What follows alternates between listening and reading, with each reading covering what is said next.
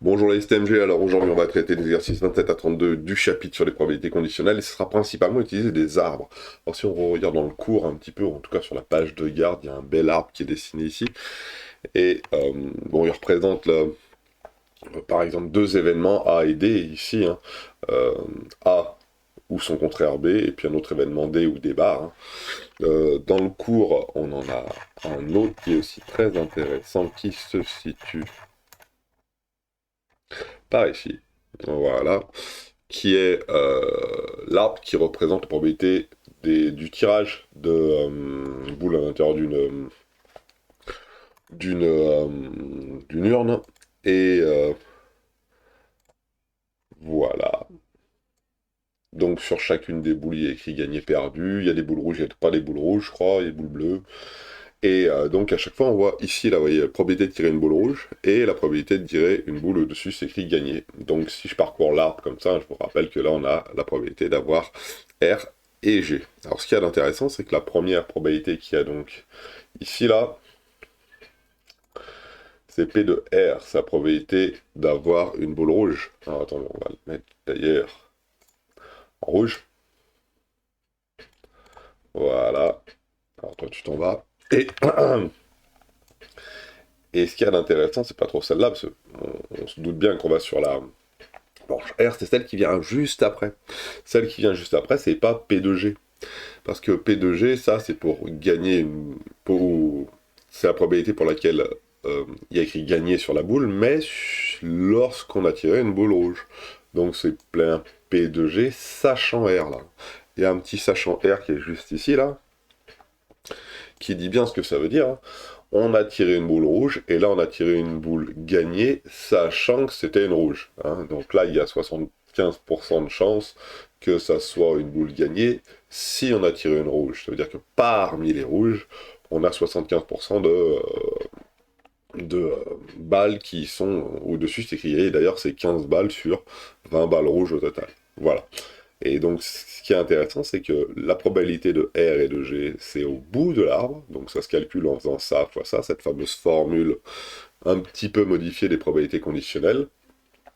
Et ici, là, sur la deuxième partie de l'arbre, c'est bien P de G sachant R. Donc, les probabilités conditionnelles vont se situer ici, sur la deuxième partie de l'arbre. On va voir avec les exercices comment ça se passe. Dans le 27, alors on va construire, utiliser, interpréter des arbres, etc., etc., etc. Et dans le 27, on nous demande d'indiquer la signification des chiffres 0,75, 0,7 et 0,8. Alors si je regarde bien, 0,75, il se situe où? Il se situe sur la première partie de l'arbre. Et c'est donc la probabilité d'aller, excusez-moi, ouais, d'aller ici à P de A, à A. Donc c'est P de A qui vaut 0,75. Et normalement, donc le contraire de A, c'est A bar, ça devrait valoir 0,25. Et ce qui est le cas, regardez, hein, pour aller à A bar, on a 0,25, hein, c'est ici. Maintenant, 0,7.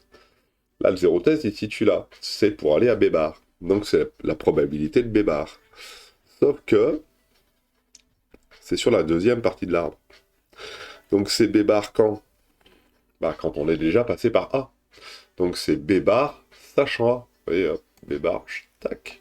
B bar, là, sachant A. Donc, là, B bar, sachant A. Voilà. On va regarder le dernier qui était donc 0,8, donc ça c'était 0,7. Et P de B sachant A, donc ça doit être 0,3, c'est ça, hein. P de B sachant A, c'est 0,3.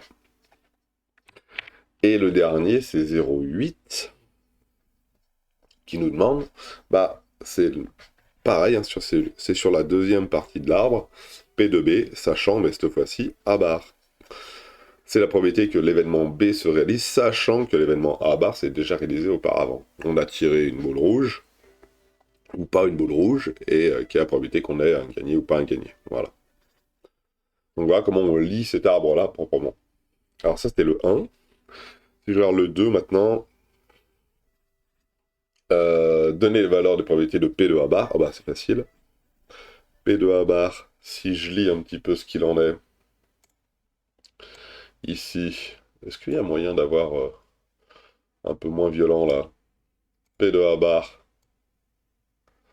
c'est ce qu'il y a ici. 0,25, c'est le contraire de A, donc ça s'explique bien. Hein. Si A c'est 0,75, si la probabilité de A c'est 0,75, la probabilité de A bar c'est 0,25. La probabilité de B sachant A, quelle est la probabilité d'obtenir B, sachant qu'auparavant on est passé par A? Eh ben, comme je l'ai dit juste avant, c'est 0,3. Et quelle est la probabilité de B bar sachant A bar? Et la probabilité de P bar sachant A bar? Donc P bar, la probabilité de B bar, excusez-moi, sachant A bar, quelle est la probabilité qu'on arrive jusqu'à... Attendez, hop là, ici. Quelle est la probabilité qu'on arrive jusqu'à B bar en étant passé par A bar? Et là-bas, c'est 0,2. Voilà. Donc ça se lit assez facilement. Voilà. Pour le 28 à 29, il faut recopier et compléter les arbres pondérés. Alors je vais le faire directement peut-être dessus là. Hein, hop. Donc, est-ce que j'ai un texte que je peux faire? Sélectionner du texte, pop-up, machine à écrire. Voilà. Alors, l'arbre qu'il y a ici, donc, qui est assez simple. On a la probabilité de A qui vaut 0,4, donc la probabilité de A bar, bah, ça vaut 0,6. Je vous rappelle, hein, si on a 40% de chance de gagner, on a 60% de chance de perdre, et dans notre cas ici, bah, c'est A bar. Alors attendez, on va essayer de faire un peu moins gros, de faire un peu plus gras, voilà. Pas moyen de faire, voilà, comme ça. J'aurais pas aimé trop cette couleur, mais bon, c'est pas grave, on va essayer. Possible ça? Possible, impeccable. Si j'ai la probabilité d'avoir B sachant A qui vaut 0,2, la probabilité d'avoir B bar sachant A, bah, ça va faire 0,8. Et là, forcément, ça va pas marcher. Merci. Crac, crac, crac. Donc si ici j'ai 0,2, ici je vais avoir 0,8. Voilà. De la même manière, de la même manière, de la même manière, si ici j'ai 0,75, ici je vais avoir 0,25. Et voilà.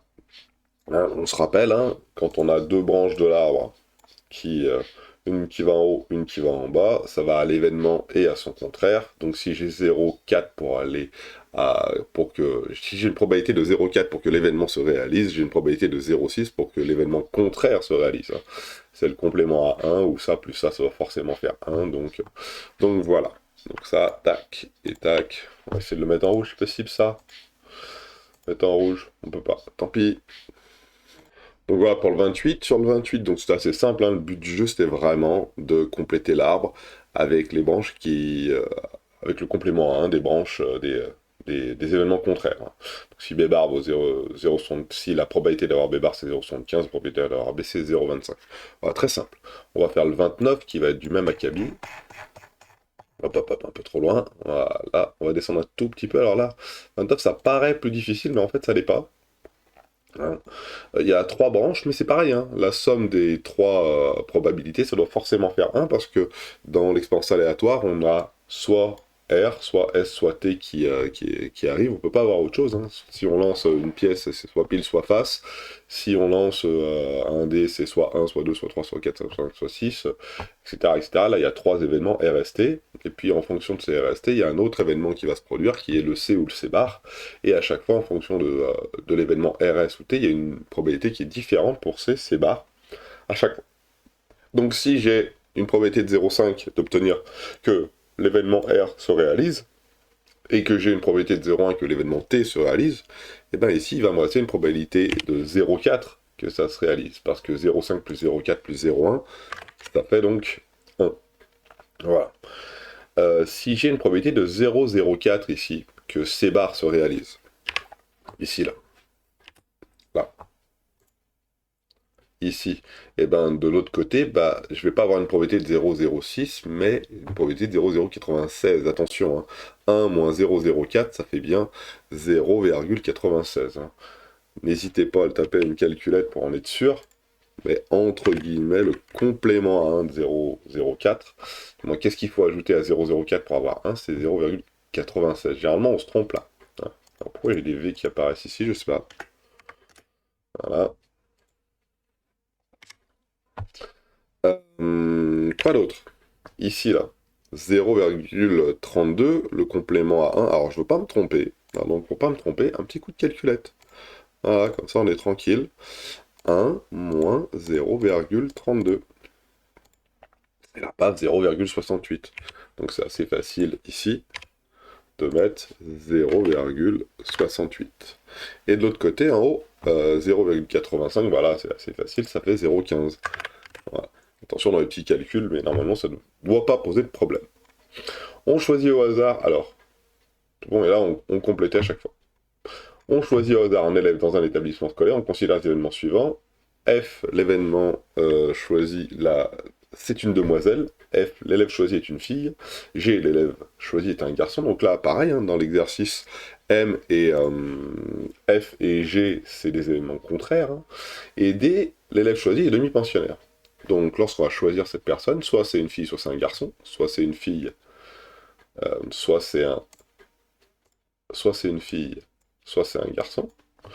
Et soit elle est demi-pensionnaire, soit elle l'est pas, soit il est demi-pensionnaire, soit elle l'est pas. Donc, il y a bien 4 cas possibles, et les 4 cas sont bien décrits dans cet arbre-là. Et la question est, quelle information sur les élèves de l'établissement donne le nombre 0,48? Donc le 0,48, il se situe ici, et donc c'est la probabilité que l'événement F se réalise, et l'événement F se réalise, c'est la probabilité de choisir une fille. Donc c'est P de F. P de F qui vaut 0,48. Voilà. Quelle information sur les élèves de l'établissement donne l'information 0,6? 2 fois 6, 0,6, c'est là. Bon, pour pouvoir avoir... Oula, c'est un peu... Hein. Pour pouvoir arriver à 0,6, c'est bien... Non, 0,6, c'est bien la probabilité de D, mais attention, c'est la probabilité de D, sachant que on est passé par G. Donc c'est la probabilité de D, sachant G. La probabilité de D, sachant G, c'est 0,6. Ça veut tout simplement dire que c'est la probabilité de choisir parmi les garçons un demi-pensionnaire. Ça veut dire que si je choisis tous les garçons, si je prends tous les garçons, parmi eux, il y a exactement 60% de demi-pensionnaires. Voilà, tout simplement. Est-ce qu'il y a d'autres questions? Pour l'instant, non. Vous voyez, c'est assez simple hein, pour l'instant.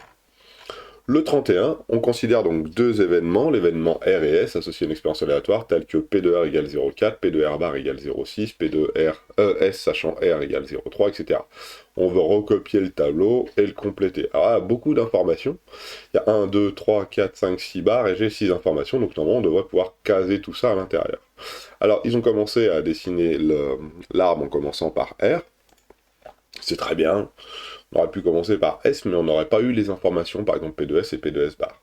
Ici, dans notre cas à nous, P de R, qu'est-ce que ça vaut? Alors si je regarde P de R ici, P de R c'est 0,4. Ça veut tout simplement dire que là, le R, il vaut 0,4. Si j'ai 0,4 ici, je devrais avoir 0,6 là. Voilà. Et ça tombe bien parce que le 0,6, ils nous l'ont donné juste après. Voilà. Et, ah, je ne peux pas passer en full screen. Voilà. Si je regarde la suite, il nous donne P de S sachant R. Alors attention, c'est P de S, c'est P de S sachant R. Donc P de S sachant R, c'est 0,3.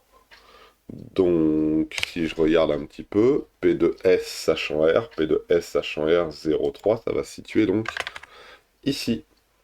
Et donc normalement en face, je vais avoir 0,7.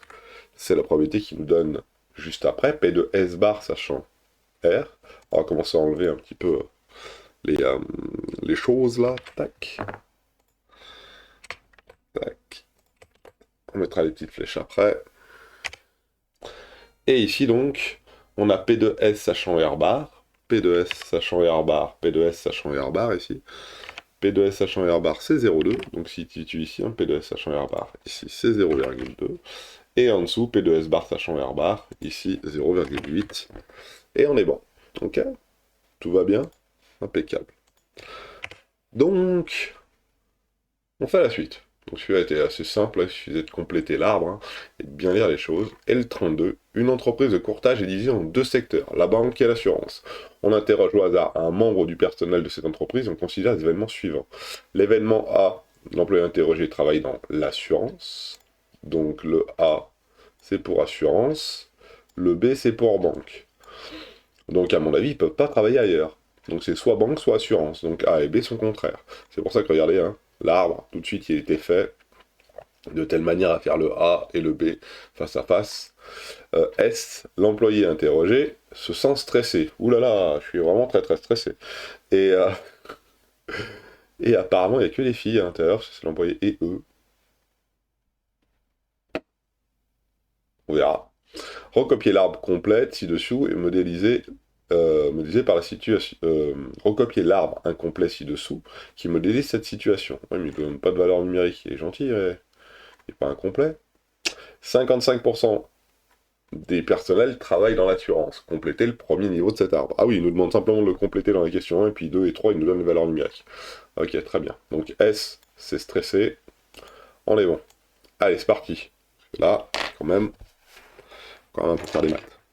Donc là, c'est le 32. Donc 32, on est dans la banque. Et on fait notre arbre. A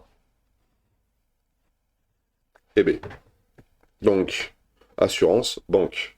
Et on sait, première chose qu'ils nous disent, 55% du personnel travaille dans l'assurance. Alors, hein, on lit bien, parce que je ne vais pas me faire arnaquer. 55% du personnel, c'est-à-dire par rapport à tous ceux qui travaillent dans cette entreprise-là, il y en a 55% qui travaillent dans l'assurance. Donc si je choisis quelqu'un au hasard, j'ai une probabilité de 0,55 d'obtenir quelqu'un qui travaille dans l'assurance. Si j'ai une probabilité de 0,55 d'obtenir quelqu'un qui travaille dans l'assurance, j'ai une probabilité de 0,45 d'obtenir quelqu'un qui travaille dans la banque. Voilà. Et c'est la suite qui est plus difficile. Dans le secteur assurance, 30% du personnel se sent stressé. Parmi tous ceux qui sont dans l'assurance, il y en a 30% qui se sentent stressés. Ça veut dire que parmi tous ceux qui travaillent dans l'assurance, il y en a 30% qui se sentent stressés. Ça veut quand même dire qu'il y en a 70% qui ne le sont pas. Hein. On est bien d'accord. Donc c'est pour ça qu'on met 0,3 et 0,7. Et dans le secteur banque, 20% du personnel se sent stressé. Donc dans le secteur banque, 20% du personnel se sent stressé, ça veut tout simplement dire qu'il y en a 80% qui ne se sentent pas stressés. Compléter les branches restantes de l'arbre, et on a terminé l'exercice. Donc vous voyez que ça, y a pas bien difficile. Hein. C'est pas bien difficile. Il suffit de bien lire l'exercice, ce qu'il faut surtout pas se tromper. C'est là, hein. A, B, et c'est cette partie-là, la deuxième partie de l'arbre, où c'est pas les probabilités de S, hein, c'est la probabilité de S sachant A, probabilité de S sachant B. Donc c'est à ces endroits-là qu'il ne faut pas se tromper. Voilà, je vous souhaite à tous de passer une bonne journée, puis j'espère que ça a été productif. Merci.